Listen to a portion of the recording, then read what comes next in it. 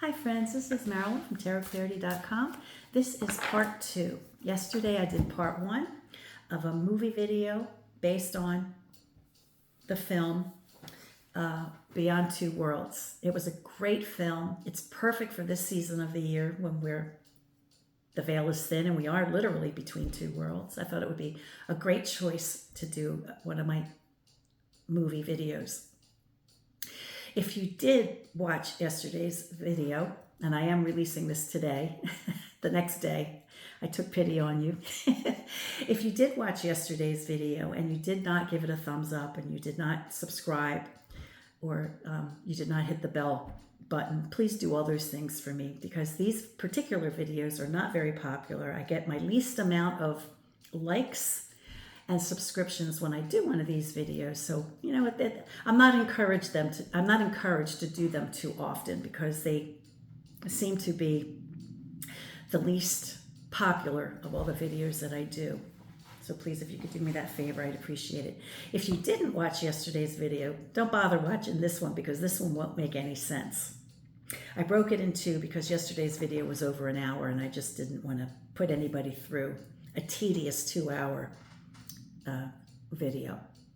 So, as I mentioned yesterday, today's video is the questions and the demonstration reading part. And I thought I really was compelled to use this particular deck for my readings because, as I mentioned, the veil is thin and the film is literally about the transition between the land of the living and the land of the dead. And I really felt that the Hioronymus Bosch deck, I mean, who describes, you know, the supernatural? Or, I don't know, it just felt like Bosch was the correct deck to use. Now, I have to qualify this. I like this deck because it's every artwork, all the images are legit Bosch images. Right? That's why I wanted to use it, because every picture is taken from a Bosch painting. It's not based on Bosch like this deck is, which was published by Los Scarabeo. Every one of these images is based on Bosch, but they're not legit images of Bosch. Okay? So I really, although this one follows a legit tarot structure. It may be in the form of like the Rider-Waite-Smith, but at least it's a tarot structure, and you know you could follow it as a tarot structure. This deck, this Bosch deck, is not. It calls itself tarot, but it's not a proper tarot deck. I think it has 6 or 7 suits, in addition to the Triumph cards, which have all been renamed, and then in addition to those things, it's got the 7 sins of gluttony in addition. And then each of the cards has like keywords, which I hate cards that have keywords because it's just like I either know that, you know, so for a number of reasons, I'm not going to be able to read this like a legit tarot deck because it's not a legit tarot deck. So I just kind of want to tell you that ahead of time. So if you're here for the tarot reading, it's going to frustrate you because it's not a proper tarot deck. However, I'm still compelled to use this deck because the images it just feels like a perfect deck to use. And, excuse me, I think sometimes I have to force myself to get out of my comfort zone. I don't typically use oracle decks, which basically this is an oracle deck. This is not a proper tarot deck. So I guess I'm forcing myself to step out of my comfort zone.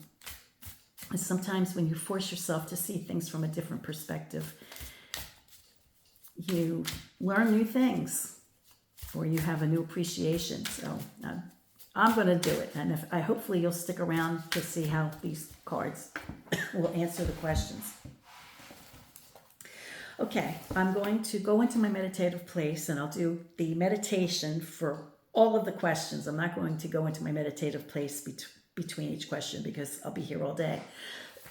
And then I'll do a few shuffles between each question so you see me on film shuffling the cards, and then just do the reading in that way. So let me go off and I'll be back in a few minutes.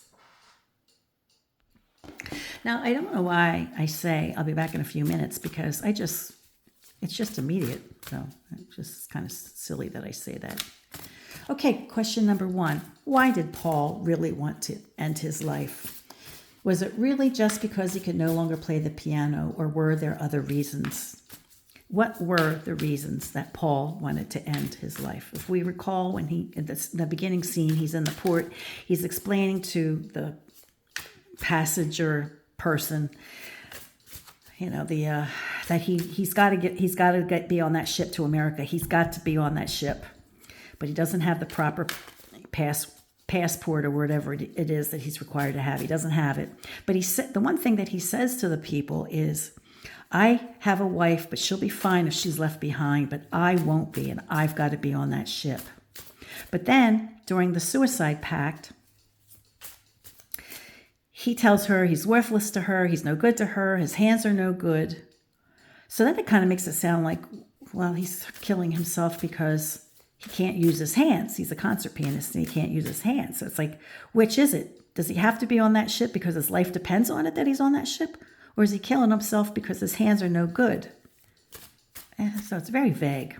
Anyway, what was the real reason that Paul wanted to end his life?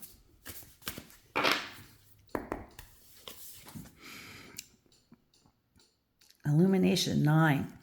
This would be the equivalent of the hermit, I suspect. It does have the hermit's lantern. Let's take a look at some of the other cards. Ace of Books, music, sharing of knowledge, creativity. We'll put them together after I pull the 3. And death. Well, it's possible. It's possible that he felt that he had no life without his music. So maybe that was it. I thought maybe when he said to the box person, the person who was selling the tickets, I thought he was using Hollywood code for I'm Jewish and my wife is not Jewish, so I've got to be on that ship because my life depends on it. But here it looks like his life was meaningless without his music. And he just saw things the way he saw things was that his life was meaningless without the music. So maybe that was legit. Maybe that's what, oops, let me just put these in here. Maybe that was a legit reason. It didn't seem like it, though. But okay. Paul returns to the land of the living before Anne does. So he's the one who initiated the suicide, but his life was spared before hers was. And I'm kind of curious what was the plot device? What was the reason for sparing his life first? Because if she hadn't regained consciousness, her eternity would have been the eternity that was intended for him, which wasn't good because he was a suicide. So what was the plot device? What was the purpose of the plot device making him come back first?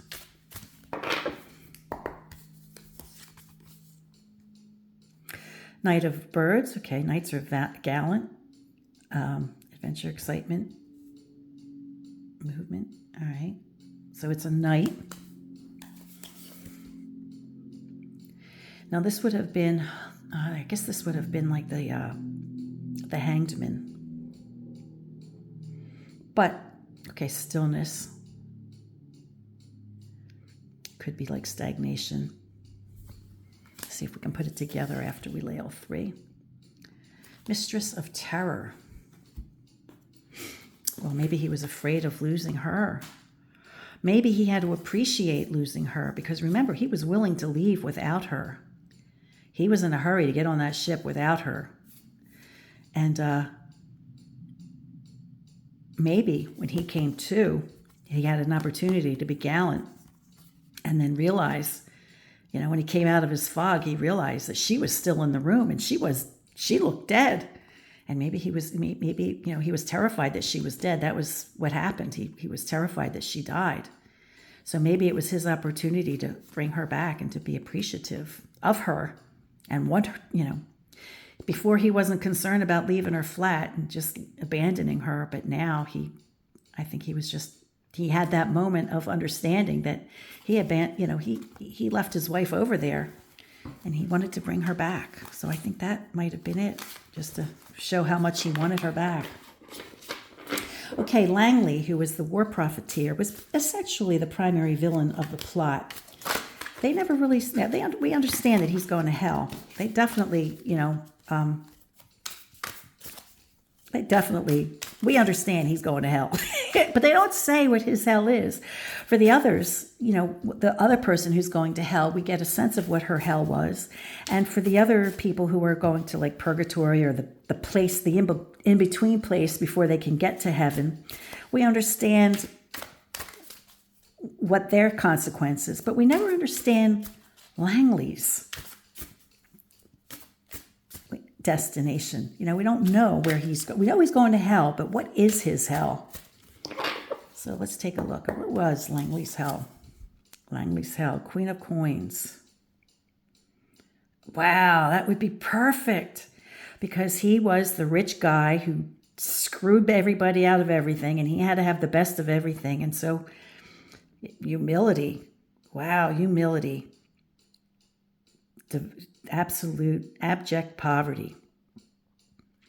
Wow, I don't even need to pull any other cards, do you think? I mean, I think it answered it right away. So he had to be in a position,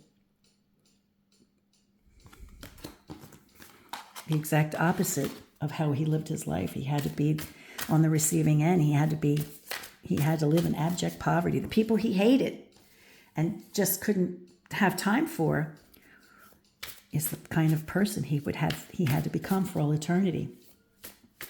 The other villain, the rich wife, she cheated on her husband and she was just a rich social snob. And we understood her hell. Her hell was to live in a castle, which would have been the finest castle in all of heaven. Well, all of the beyond. But her hell was that there was no one that would ever visit her and no one would ever envy her because she was not entitled to any visitors. And so no one would even be aware that she lived in the best castle in the supernatural life. So she got her castle, which she demanded, but no one ever, ever, ever, ever would see it. So she couldn't be envied by anyone. And her husband also refused to go with her because he'd said, I knew you cheated on me the whole time and I don't really want to spend my eternity with you. So she kind of got a double whammy, didn't she? She got the double whammy of her knowing that the pain she caused her husband and the shame and humiliation that she cheated on her husband and everybody knows. And she also has the frustration of living in the finest castle that anyone there could ever hope for, but no one would ever know she was there. No one could envy her. So I don't know what my question is for her. It was going to be like, was she truly an irredeemable person? Was there no hope for her to ever be a better person? I thought she could be worked on to improve her life. I mean, she might have had to spend another 100,000 years to become a good person, but was she irredeemable? I guess that's a yes or no question.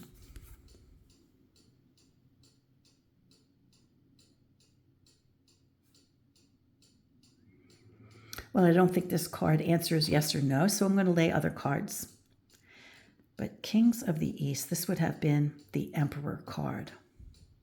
So this would have been male power.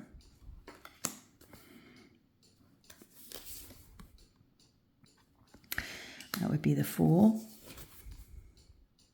Wow, this would be the Pope. So we have all triumph cards here. Isn't that interesting?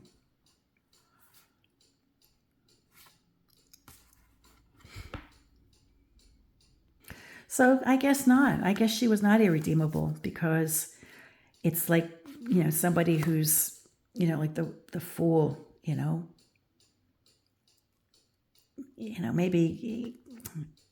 maybe she was just doomed to just keep wandering in the same path she was on already in life.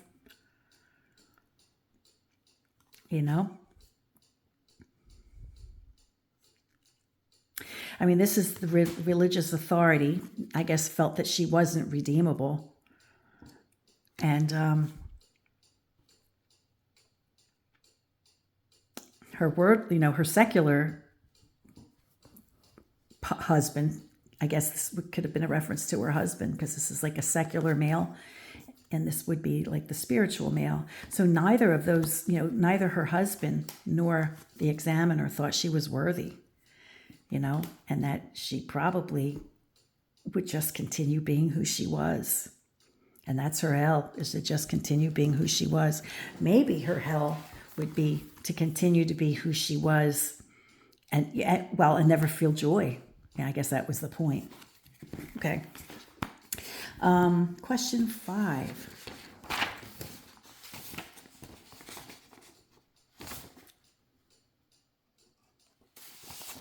Was Mrs. Midget an unwed mother? If you recall, the lower class poor, the poor woman who was Tommy's mother, she explained that her reason for giving Tommy up at birth was because she was too poor and she couldn't give him everything that money could buy. She couldn't give him any advantages. So she gave him up for adoption. And she surrendered him to a rich American couple so that he could have every advantage and opportunity that she just could not give him. But the interesting thing to me was that there's no mention of her ever. Her name was Mrs. Midget, but there's no reference to a husband. So you would think if she died, she'd be looking for her husband, or to rejoin her husband, or to connect with Tommy, and then with the promise of his biological father joining them, or, at some point. But there's absolutely no reference to her husband at all. So I was wondering if that was the Hollywood's way, or Hollywood code way, of saying she was an unwed mother. To just say if she was so poor she couldn't afford to take care of her child, because if she were married, wouldn't she be looking for her husband as well, or uniting Tommy with his father? So my question is, let's answer a yes or no question with one card. Was Mrs. Midget really an unwed mother? The world.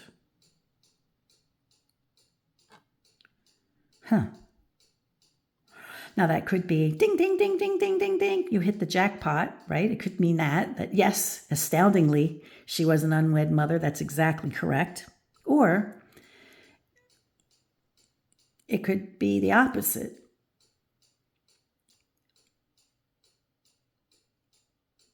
It could be that, no, she wasn't an unwed mother. She was, fit, and she was legit, and I don't know. Maybe now I didn't answer the question, so I have to lay more cards. So here we have the World,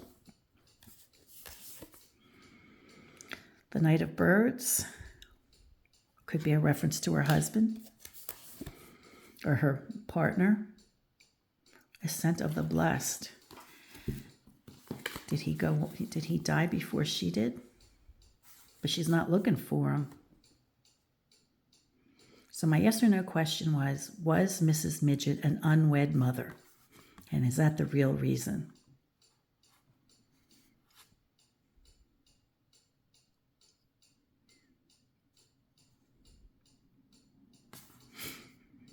I'm going to take it to mean no. I'm going to take it that the husband passed before she did, and that she was living in those days, what would have been considered a proper life. But I'm still very curious about what were the circumstances then of Tommy's biological father. Because if the mother was legit and she was married and he was a legit baby and all that, in those days it was different than today, of course, Today, fortunately, there's no stigma, but in those days it was a pretty big stigma. So if she was married, and it really was because she was so poor, what's the spill the tea on Tommy's father. What was up with him? Why isn't he in the picture? Why isn't she looking to connect with him?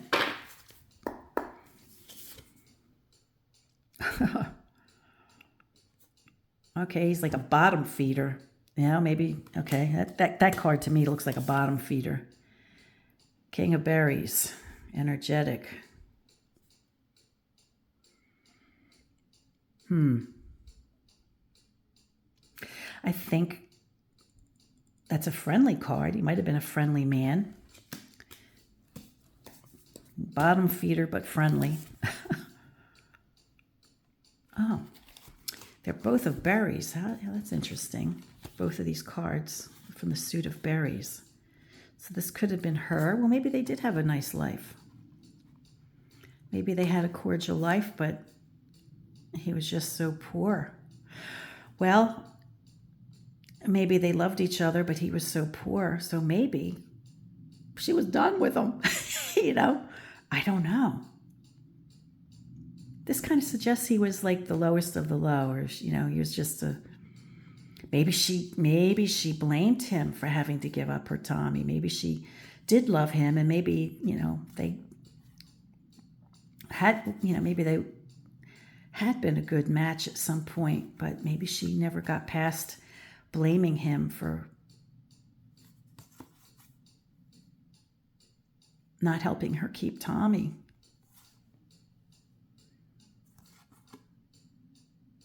Boy, that's not so easy, is it? And I can't really connect them to the regular tarot deck because this one might connect with the Page of Swords, but these others, berries, it doesn't even connect to a legitimate tarot card or suit. So, and I think berries in this deck represent, because it looks like they represent joy and pleasure. Well, maybe he was a little bit of a hedonist, Maybe he's not going to heaven, and maybe she knows it. Maybe. Because I asked what were the circumstances surrounding Tommy's father. So maybe he was just enjoyed life a little too much, and he wasn't, maybe he was more vice driven than, so maybe she understood he wasn't going to heaven. Maybe. Okay, you look at the cards long enough, you figure stuff out. Okay, the next question. Tommy hated Langley, the first guy that went to hell. But in a way, wasn't Tommy sort of like a Langley in training? I mean, he was already on the path of conning and tricking others. I mean, he tried to make a deal with the examiner. He tried to con the examiner, So he was already, it seemed like Tommy hated Langley because Langley was the master of Tommy's game, Was he jealous? Was he jealous of Langley? I think sometimes in my own observation, and, I think I mentioned this yesterday, is sometimes when we hate somebody or we just get a feeling we don't like somebody. I'm not talking about instincts, not feeling like something's off with somebody. I'm talking more about sometimes when we dislike a feature about another human being. It's more because it hit a nerve on us. Like maybe there's a feature about Langley that Tommy recognized in himself, and maybe that's why he didn't like Langley, because maybe he saw in Langley his own dark side. I think if we gave Tommy another 20 or 30 years, he probably could have ended up being even worse than Langley. So, my question is, because the examiner told him he had hope, he had potential, but he just wasn't there yet, so he had to work through his issues. And with Mrs. Midget, his biological mother, going with him to keep him on the straight and narrow, to help him get back on a redeeming path so that he would be qualified for heaven. Was there a chance that he and Maxine could ever get back to one another for a healthy life that they never really had together? Maxine, his girlfriend. She was told that she was given a second chance too to find her way. So neither of them went to hell. They were given a chance to prove themselves. So is there a chance that Maxine and Tommy would have eventually found themselves together to have the healthy relationship they never had? Let's see if one card gives it. The Virgin Mother, 3. Wow. So this would be like the Virgin Mother, but it's the Empress. So, the Empress probably wasn't a virgin. You know what I'm saying?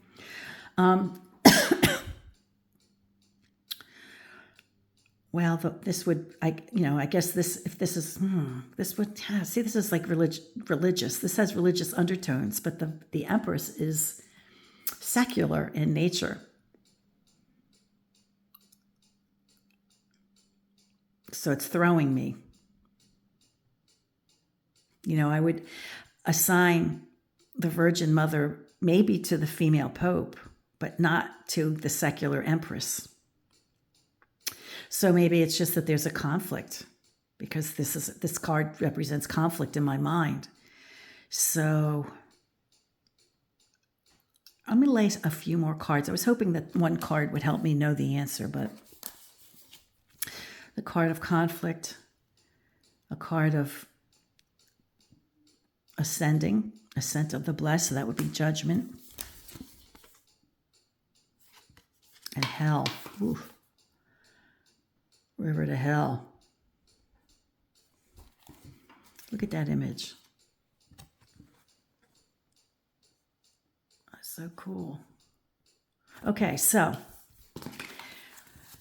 well, when I said I was conflicted about this card representing, a secular woman and a religious woman, she was a complicated girl, Maxine, but maybe they didn't bring the best out in one another. This is like heaven, and this is literally the path to heaven, and this is literally the path to hell. So maybe, maybe not. They might not have. Yeah, I'm guessing that she and he together. She was not the woman for him. Not that there was anything wrong with her, but they were not. There's too much conflict, right? So I'm thinking, no, they would not have gotten together because they did not bring out the best for one another. Even in the eternal life, they wouldn't have brought out the best for one another. Number 6, when the actress Maxine realizes the truth of the situation before she faces the examiner, she took the opportunity to regroup before the others, before going before the examiner. And she, if you recall, she came out, in a demure dress, a very modest dress, no hair, no fancy 40s hairstyle, no makeup. And the examiner told her she was halfway to her heaven, but she needed a little work before deserving it. So what was her deepest regret in life? When she was reflecting, and when she came to the understanding that she had what she got, what she deserved, what she had coming to her, what was the one thing that she regretted about her life, that she felt that she had to work towards fixing? What was her deepest regret in life that required redemption?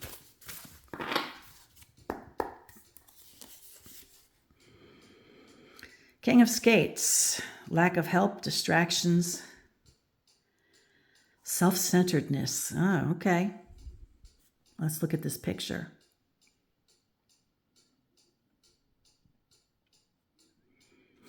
Well, she did hitch her wagon, to men looking to get ahead. Maybe she was ashamed of that. Let's see what else.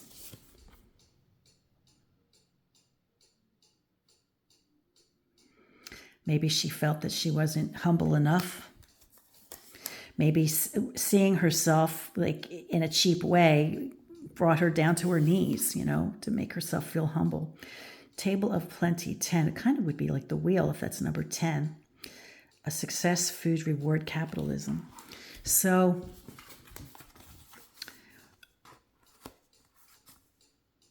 I'm thinking she was humbled, or she was ashamed, or she came out looking real demure, right? She came back looking really modest, was before she said, I'm going to meet the examiner in my the most risque dress I have. But when she reflected on that, she realized she was wrong, right? So I think she was ashamed of being like a bit of a gold digger, and she was brought to her knees in humility. And I think she understood that was her path to redemption, like the table of plenty, the Wheel of Fortune. So I think she understood that this is what she had to do to be deserving.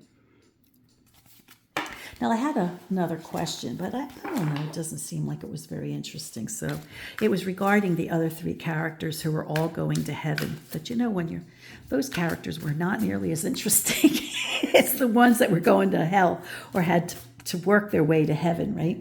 Oh, an interesting thing I wanted to mention is that the actress who played Maxine, Faye Emerson, I mentioned yesterday she had been married to one of FDR's sons, but she was death by suicide. She ended up, taking her own life, I think in the 60s, which is kind of ironic. It's very sad. But she ended up taking her own life. Oh, you know what? It's none of my business, but maybe if the universe, I'll go off camera to this is a serious question, not just like movie trivia, right? I'll ask the universe if it will speak on her behalf if she's no longer available to communicate.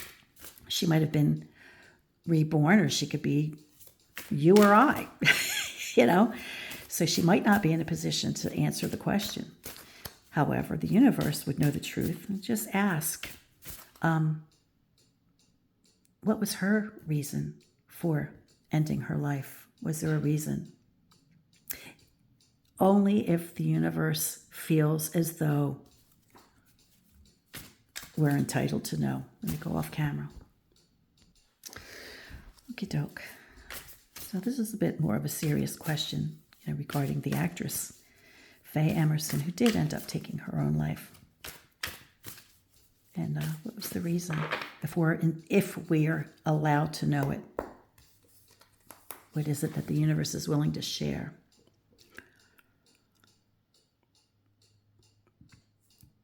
Okay, so like the pianist, right? There's a sense of creativity. There's a sense of, this is literally music, but it could be just poetry in general, art, something like that. Let's see. Knight of Books. Are they both the same suit? So the beginning and a Knight of Books. Arguments, new ideas, teaching. Now, you see these keywords. They have nothing to arguments, new ideas, and teaching. How are you supposed to reconcile those three things? I mean, it doesn't make sense, right? That's why I hate keywords. I'm not even looking at them. Okay, so we have two cards from the same suit, the suit of books, learning, education, the finer things in life like music. We'll put one more card to be consistent. Another ace, pouring out blessings, success, satiety, satiety. Wow.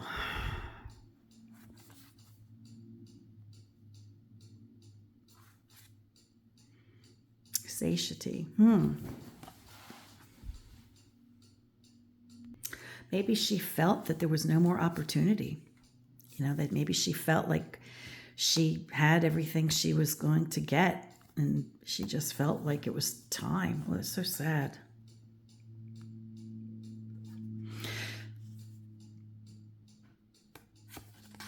Oh, it's so sad. Now it's possible that I'm not intended to know. I'm not intended to know that. I'm not privileged to have that information. That's a possibility. But I just asked what the universe is willing to let me know. So it may be that she just, this is the card. We have two aces for beginnings. So maybe she felt like she'd come to her max here and she was looking for a new life. Maybe, you wonder if you're in a movie like this that's so heavy duty, does it ever play in your mind? Like, I was in a movie about suicide, Yeah, I don't know. I doubt. I guess not. I guess it would have just been a trivial thing in her life that she was in that movie. Although I think that movie was probably the best movie she was ever in. Because she was in a lot of film noir movies, but none of them really were that great.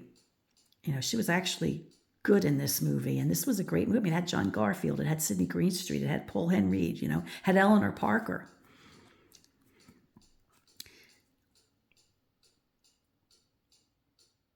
I think she thought she'd get a new beginning, a new adventure. A knight's, could be a new adventure, a richer life, a new adventure towards a richer life, a new beginning elsewhere. I guess maybe she just felt that. She ran her course here. All right, friends, I hope you enjoyed this video. Let me flip the camera. I hope you felt that this was a fun video.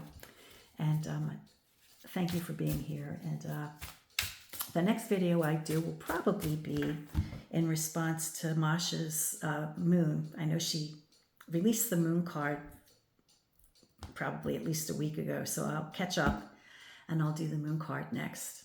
But it's hard for me to constantly come up with ideas, and I'm always asking, guys, give me ideas, to do readings, not personal readings for anyone. If you want a personal reading, I am available to do readings for you at my website.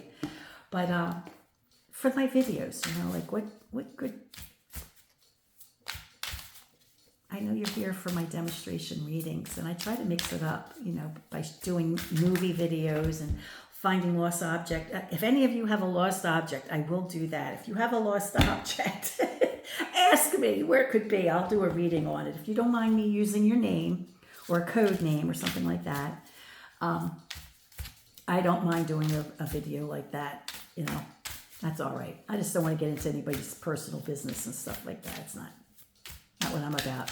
Until next time, friends, peace, stay well, be kind, do no harm.